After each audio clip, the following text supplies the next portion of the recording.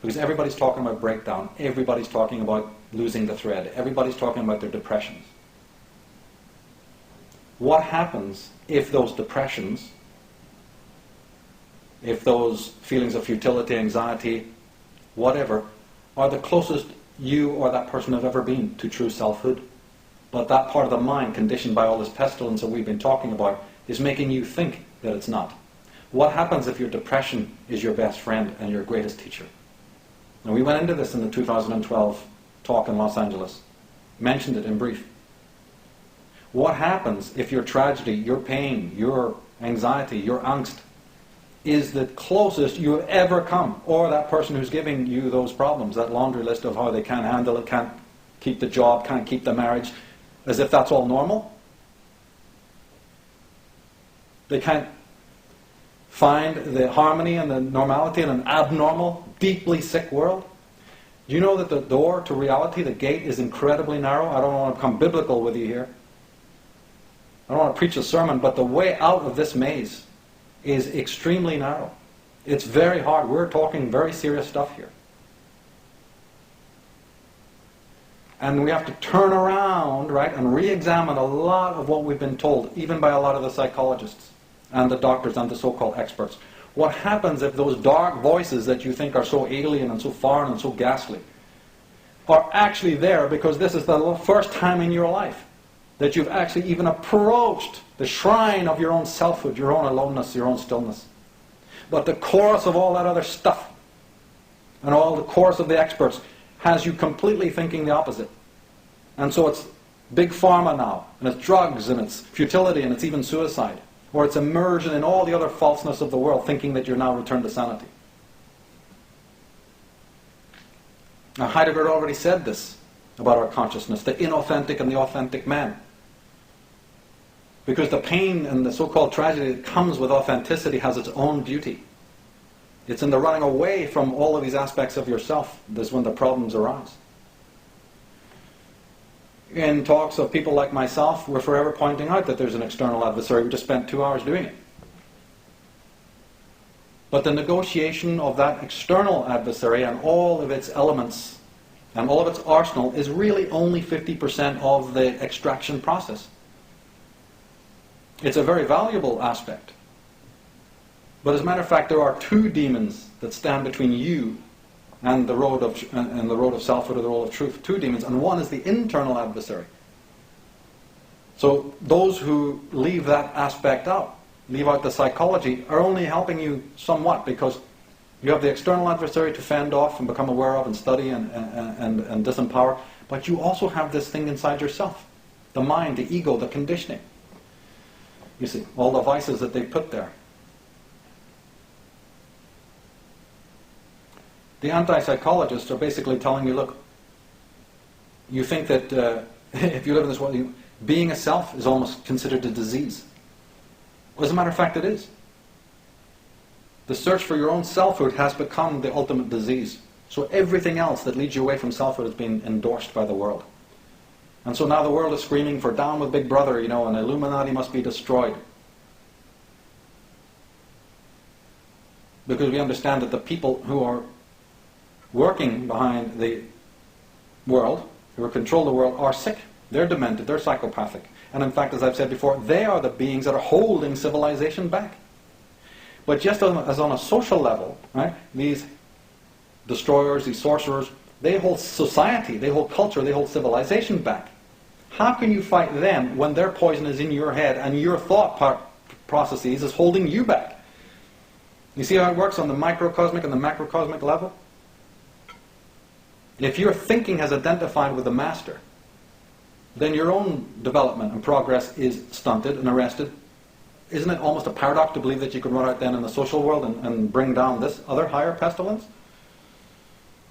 It's a reciprocal relationship between your own mind and your own thought patterns and your own strength or lack of it, and what is going on in the social domain. But before we can get deeply into the solutions, we've got to start at the beginning. You begin at the beginning again. Trauma, ancient trauma. Everything you see today, everything that's made by mind, everything that's made by thought is a manifestation of ancient trauma, which we've gone into at great length in other works. Paul Shepard, an activist and commenter on this problem, in his book A Kind of Madness, says the change to a more hostile stance towards nature began between 5,000 and 10,000 years ago and became more destructive and less accountable with the progress of civilization. In hindsight, this change has been explained in terms of necessity or as the decline of ancient gods. But more likely it was an irrational, though not unlogical, and unconscious, a kind of failure in some fundamental dimension of human existence. An irrationality beyond mistakenness, a kind of madness. So here we are, we're conscious. We talked last time about the weight of that and the bittersweetness of it, the fact that man has consciousness that maybe other forms of life don't have. Theodosius Dobzhansky, the geneticist, says that self-awareness and foresight brought the awesome gifts of freedom and responsibility. Man feels free to execute some of his plans and to leave others in abeyance. He feels the joy of being the master of the world and of himself. But the joy is tempered by the feeling of responsibility. Man knows that he is accountable for his acts. He has acquired the knowledge of good and evil. This is a dreadfully heavy load to carry. No other animal has to withstand anything like it. There is a tragic discord in the soul of man. So in various ways, these experts, as you have noticed this conflict, this diremption in the human psyche, partly to do with this fact that we can think about meaning, we can think about life, we can think about thought. And we can also hold our actions, we can feel responsible for our actions, which brings out guilt and shame and accountability and all sorts of things. We can also think about the future. We have temporal consciousness. We saw these quotes before by Jung. He said that consciousness is a very recent acquisition of nature and that is still in an experimental state. It is frail, menaced by specific dangers and easily injured. As anthropologists have noted, one of the most common mental derangements that occur among primitive people is what they call the loss of a soul. And he goes on to say that I'm not denying that great gains have resulted from the evolution of civilized society, but these gains have been made at the price of enormous losses, whose extent we have scarcely begun to estimate. Now I would stop there, you see, and the rest of this presentation is basically a question of losses? What losses? Let's get into that. What do you mean when you say that the gains of what we have something over here that's really good, but you say that it's been gained at the price of enormous losses? I'd like to know what those are. Maybe that's the answer. Maybe the investigation of that will lead us to the heart of the problem. The kind of consciousness we have, as I said, that type of interiority, right, that subjectivity that came with the trauma, because as Julian Jaynes and others have shown, you didn't have a consciousness of yourself. You didn't have a feeling of what you might call selfhood. You didn't have that feeling, I am a separate identity, all through the centuries. That is a recent concept. And of course, the animals of the world, they don't have quite that same type of consciousness.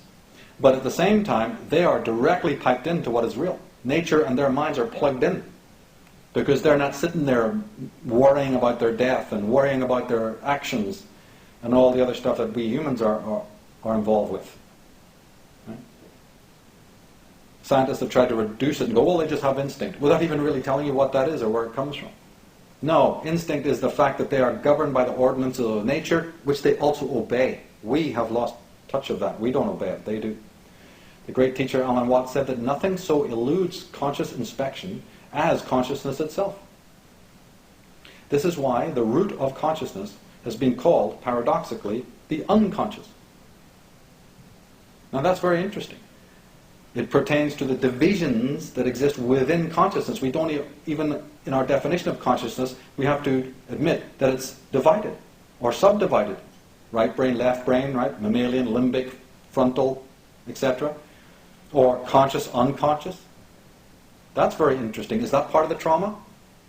Because we saw with the mind control concepts, yes it is. Splitting the mind also involves multiple personalities, dividing in order to be able to control. So have we done that? Are we victims in that same sense? Where the house is like a mansion with many rooms, some with the light on and some without?